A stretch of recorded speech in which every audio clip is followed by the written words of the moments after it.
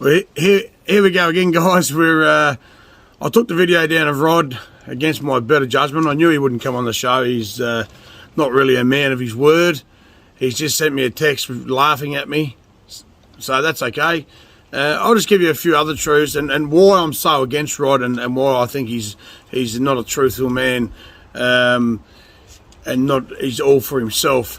What sort of a man would say at the border, when you know full well you cannot get across the border, you can't get across there. At the time, you couldn't get across there. So what sort of a man would ring me and ask me to organise as many people as I can, which I did. I organised around 100 cars, 150 people, 100 cars or so. And misguided, I know, but then now I think about it, I had to go and buy $2,000 worth of food because a lot of people left anyway with no food. Ben Tilbury went out there.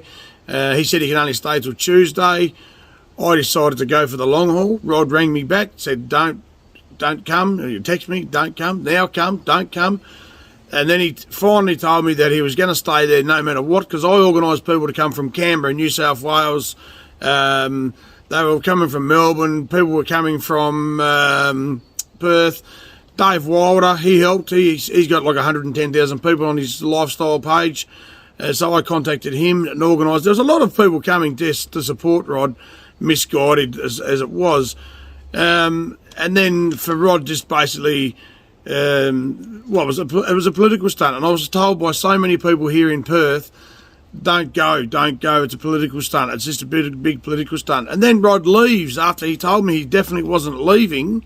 He told me he was not going to leave that place until he got free and clear passage, under no circumstances, and everybody should keep coming.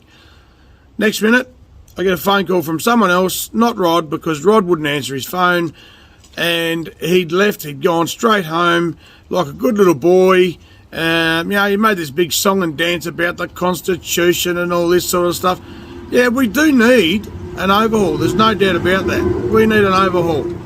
But when you got people like Rod, self-serving, just all he cares about is himself, is, I'll tell you, just three things that I've noted today. I've been going through his voting record.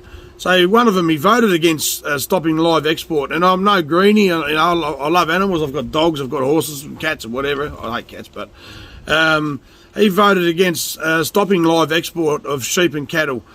Now, I'm a butcher, so I love me meat, and it'd be nice if I was to be on the other side of the world to get my meat intact and healthy, so rather than maybe have it butchering. So I've had it butchered it over here, sent it over in cartons. There's jobs for Australians. Did you think about that, Rod, when you were voting? No, you didn't.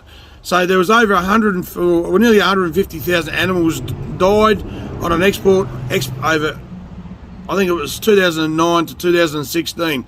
That's 150,000 animals that died needlessly, and they would have just been thrown overboard or whatever, because they would have been no good by the time they got there. So you imagine if those jobs could have been the slaughtermen here in WA. There's more jobs. He voted no in favour of Senator Day not having to produce documents to the Attorney General. Senator Day was a good bloke, I think, in South Australia, and he gave away millions of dollars. But at the same time, if you're a senator, your finances should be an open book to the Australian government, to the Australian people. And Rod voted that. He voted no for that. So you think Rod's for you? Rod's for Rod, right? And it just shows that in what he's voted. He has voted on some good things. Don't get me wrong. But the only thing he's got going for himself, his party, is he's banging on about the Constitution all the time. That's all I hear. What are your other policies? What about the debt from the like Will Scott from UAP, for example? They're going to abolish any debt, so university's going to be free. So and that's how it should be for kids. They're going to do a lot more than that, but you've got nothing like that I've heard of anyway. Do you like secret dealings, Rod? Is that why you didn't want Senator Day to have to produce his documents? I think you like secret dealings, don't you? Yeah. So we've got another thing I'm against, same-sex marriage. I believe, and I know I don't care. Call me homophobic, call me what you will. I really don't give a crap. I don't believe it's right. I'm seeing not just gay sex on TV, but normal sex. I can't sit down with my kids and watch a TV show because there's always someone having sex or something on there, and I've got young kids. They don't need to be seeing that. And it's even the cartoons.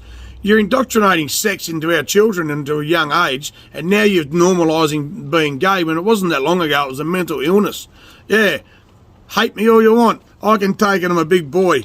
What about the amendments that Rod voted? He voted that against amendments that would see increased penalties for unauthorised use or disclosure of information, and the Commonwealth will be custodian of all data in the register. He voted against individuals being told if their data has been breached. Why would you vote against that? Why would there not be more penalties if the data's been breached? And I deserve to know if my data's been breached, Rod. Why would you vote against that? Mate, there's more to come. Don't worry about that.